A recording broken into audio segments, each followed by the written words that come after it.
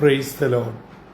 ജീവജലത്തിൻ്റെ പുതിയൊരു എപ്പിസോഡിലേക്ക് എല്ലാ ദൈവമക്കൾക്കും വേഗം വരുന്നവനായ യേശുക്രിസ്തുവിൻ്റെ അതിപരിശുദ്ധ നാമത്തിൽ സ്നേഹ വന്ദനം. ഇന്ന് 2025 സെപ്റ്റംബർ മാസം 25-ാം തീയതി വ്യാഴാഴ്ച. ദൈവത്തിൻ്റെ വലിയ കൃപയാൽ നാം ഏവരും ഒരു പുതുദിനത്തിലേക്ക് പ്രവേശിച്ചിരിക്കുന്നു. ഈ ദിനം സന്തോഷത്തിൻ്റെയും അനുഗ്രഹത്തിൻ്റെയും നന്മയുടെയും ദിനമായി തീരട്ടെ എന്നുള്ള പ്രാർത്ഥനയോടെ ഇന്നത്തെ വാഗ്ദത്ത വചനത്തിനായി ഒരുങ്ങാം. ഇന്ന് ജീവജലത്തിൽ കൂടി പ്രോമിസ് വേഴ്സായി നമുക്ക് ലഭിച്ചിരിക്കുന്നത് അപ്പോസ്തല പ്രവൃത്തികളുടെ പുസ്തകം 8-ാം അധ്യായം 8-ാം വാക്യം. Acts of the Apostles chapter 8 verse 8 നാം ഇപ്രകാരം വായിക്കുന്നു: അങ്ങനെ ആ പട്ടണത്തിൽ വളരെ സന്തോഷം ഉണ്ടായി. ഒരു ചെറിയ വാക്യം, എന്നാൽ എത്രയോ അർത്ഥവും ആഴവും വ്യാപ്തിയുമുള്ള വാക്യമാണ്. അങ്ങനെ ആ പട്ടണത്തിൽ വളരെ സന്തോഷമുണ്ടായി. ഈ കൊച്ചു വാക്യത്തിൽ 3 കാര്യങ്ങളാണ് അടങ്ങിയിരിക്കുന്നത്. അങ്ങനെ, എങ്ങനെ, ആ പട്ടണത്തിൽ, ഏത് പട്ടണത്തിൽ വളരെ സന്തോഷമുണ്ടായി, എങ്ങനെ വളരെ സന്തോഷം ഉണ്ടായി. അപ്പോസ്തല പ്രവൃത്തി 7-ാം അധ്യായം അവസാനിക്കുമ്പോൾ പുതിയ നിയമത്തിലെ ആദ്യത്തെ രക്തസാക്ഷി മരണം വരിച്ച് സ്തേഫാനോസ് നിത്യതയിൽ ചേർക്കപ്പെട്ടു. അതോടുകൂടെ യെരുശലേമിലെ സഭയിൽ ഉപദ്രവമുണ്ടായി. പ്രത്യേകിച്ച് ശൗൽ സ്തേഫാനോസിന്റെ മരണം ശരിവെച്ചുകൊണ്ട് വീടുകൾ തോറും കയറിയിറങ്ങി ക്രിസ്തീയ വിശ്വാസത്തിലുള്ളവരെ പിടിച്ച് ഇഴച്ച് പ്രതികൂലത്തിലാക്കി. അങ്ങനെ അപ്പോസ്തലന്മാരല്ലാത്തവരൊക്കെ ചിതറിപ്പോയി.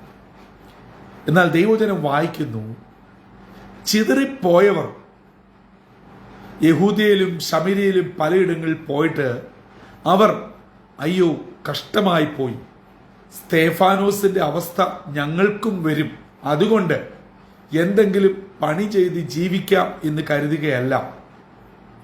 അവർ ക്രിസ്തുവിനെ പ്രസംഗിച്ചു. അങ്ങനെ ഫിലിപ്പോസ് ശമരിയ പട്ടണത്തിൽ എത്തി യേശു ക്രിസ്തുവിനെ പ്രസംഗിച്ചതായി നാം വായിക്കുന്നു. അങ്ങനെ ആ പട്ടണത്തിൽ, എങ്ങനെ, ചിതറിപ്പോയവരിൽ ഫിലിപ്പോസ് ശമരിയ പട്ടണത്തിൽ വന്ന് യേശു ക്രിസ്തുവിനെ പ്രസംഗിക്കുകയും യേശു ക്രിസ്തുവിൽ കൂടി അവിടെ വിടുതലും അത്ഭുതങ്ങളും അടയാളങ്ങളും നടന്നു. ആ പട്ടണത്തിൽ, ശമരിയ പട്ടണത്തിൽ, ഓർക്കണം, ആരും ചെല്ലുവാൻ താല്പര്യപ്പെടാത്ത ശമരിയ പട്ടണത്തിൽ യേശുവിനെ ഫിലിപ്പോസ് പ്രസംഗിച്ചതിലൂടെ അവിടെ വിടുതലും അത്ഭുതങ്ങളും നടക്കുന്നു. വളരെ സന്തോഷമുണ്ടായി. എങ്ങനെ വളരെ സന്തോഷമുണ്ടായി? ഫിലിപ്പോസിനാൽ നടന്ന അത്ഭുതങ്ങൾ, അടയാളങ്ങൾ ജനങ്ങൾ ശ്രദ്ധയോടെ ഫിലിപ്പോസിനെ കേൾക്കുവാൻ കാരണമായി. ചുരുക്കത്തിൽ ദൈവവചനം അവരിലേക്ക് ഇറങ്ങി. അപ്പോൾ അവരിൽ വലിയ വിടുതൽ നടന്നു. അവിടെ ഒരു ബാഹ്യ സൗഖ്യം മാത്രമല്ല നടന്നത്, ഒരു ആന്തരിക സൗഖ്യവും നടന്നു. അവിടെ ഭൂതം ബാധിച്ചവർ, നാനാവ്യാധിക്കാർ ഒക്കെ വിടുതൽ പ്രാപിച്ചു. അതിലുമുപരിയായി അവരുടെ ഉള്ളിൽ യേശു വന്നപ്പോൾ അവർക്ക് മാത്രമല്ല, അവർ വസിച്ച ശമരിയ പട്ടണത്തിനും സന്തോഷമുണ്ടായി.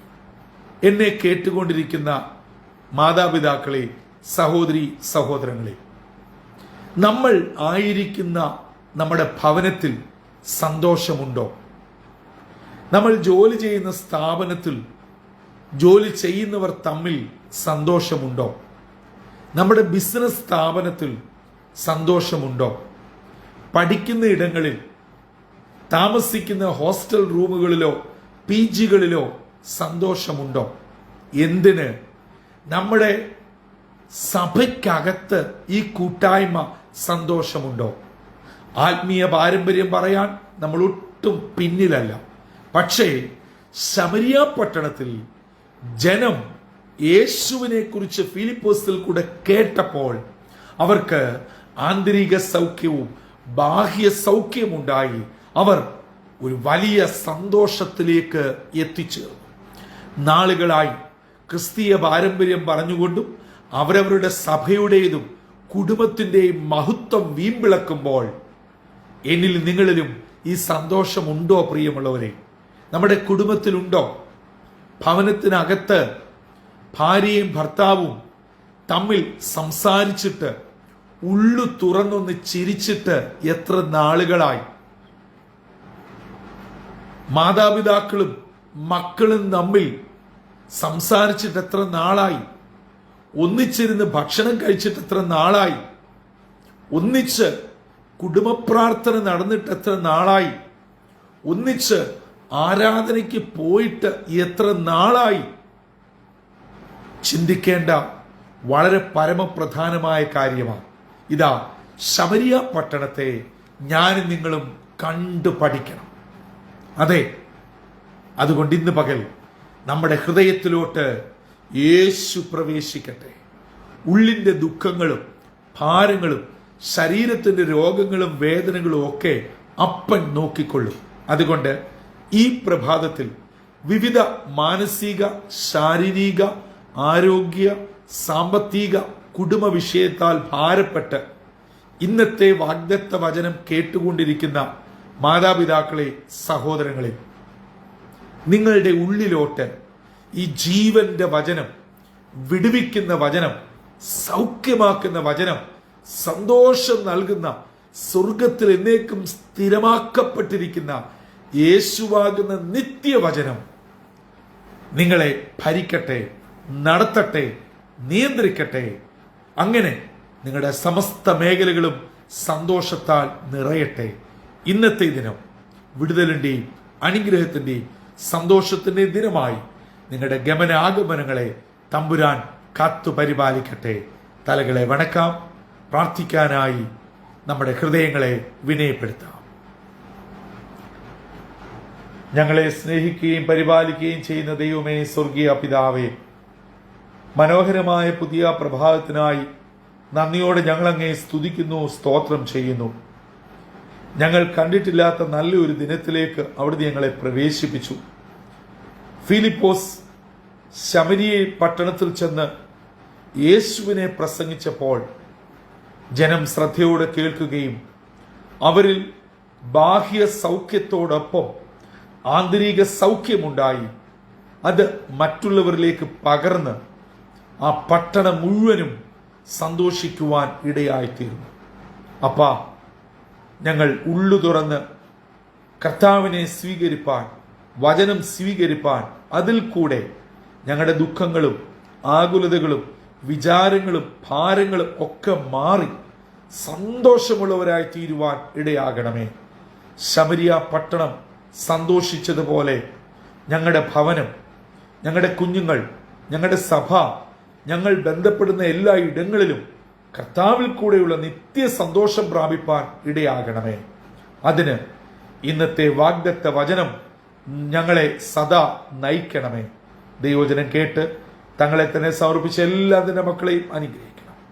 എല്ലാ നന്മകളാൽ നിറച്ച് ദൈവകൃപയോടെ കാത്തു പരിപാലിക്കണമെന്ന് യേശു ക്രിസ്തു മൂലം അപേക്ഷിക്കുന്നു. കൃപയോടെ കേൾക്കുമാറാകണമേ. ആമീൻ, ആമീൻ, ആമീൻ.